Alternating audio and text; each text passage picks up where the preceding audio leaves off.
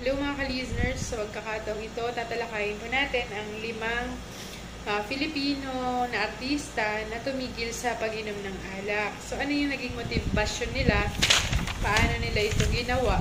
O yung pagdigil sa pag-inom ng alak.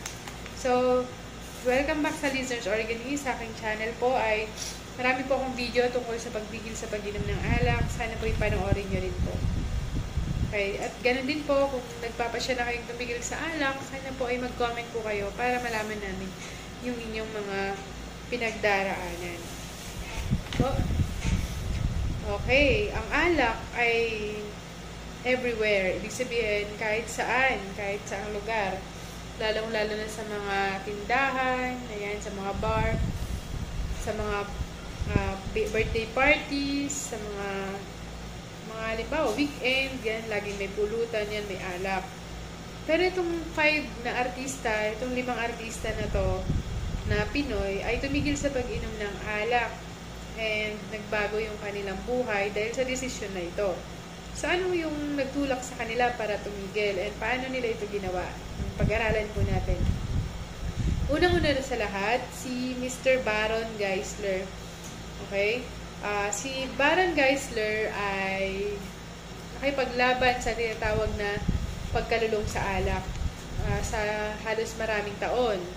Paano siya na-motivate na tumigil? Okay, siya po'y tumigil dahil sa kanyang anak na babae. Sabi niya, gusto niya nang maging mabuting ama. And ang ginawa po niya, pumasok siya sa rehabilitation and doon, karoon po siya ng lakas, lalong-lalo na Christian pala siya, and syempre, naging vocal siya. Alam niya, yung tawag dito, naniniwala siya sa second chances. Okay, sabi niya, tumigil siya sa pag-inom ng alak dahil sa kanyang family. So, ang ginawa niya, ayan, baka makatulong din po sa inyo, nagpunta siya sa rehab. Okay, nagkaroon siya ng mataas na pananampalataya at meron siyang strong family support. Sinuportahan siya ng kanyang pamilya. Number 2, Jericho Rosales. Okay, si Jericho Rosales ay isang sikat na artista. Nagpasya siyang tumigil sa pag-inom ng alak para magkaroon po siya ng mas maayos na pamumuhay at mas disiplinadong buhay. Sabi niya, ang alak ay siyang pumipigil sa kanya para matamo ito. Okay? Para ang alak ang pumipigil sa kanya para magkaroon po siya ng matagumpay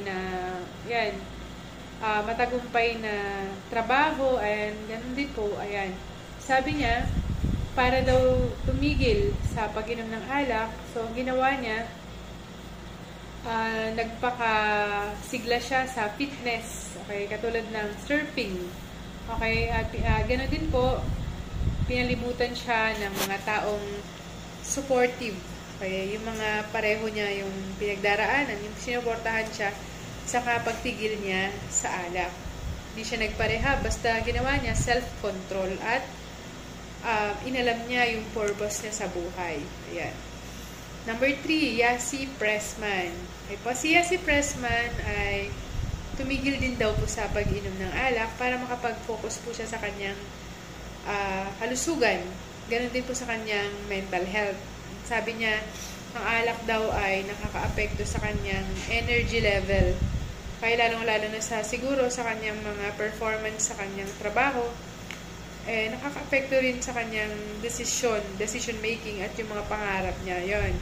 Sabi niya, gusto niya ng mas malinis, mas malusog at mas masayang buhay. So, ang ginawa ni Yasi Pressman, okay, gumawa siya ng mga healthy habits or healthy routine.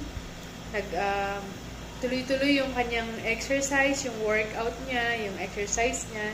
And dancer din to si Ma'am Yasi Pressman po And iniwasan niya yung mga pagpunta-punta sa mga party, ayan, sa mga bar, ayan, ginawa niya.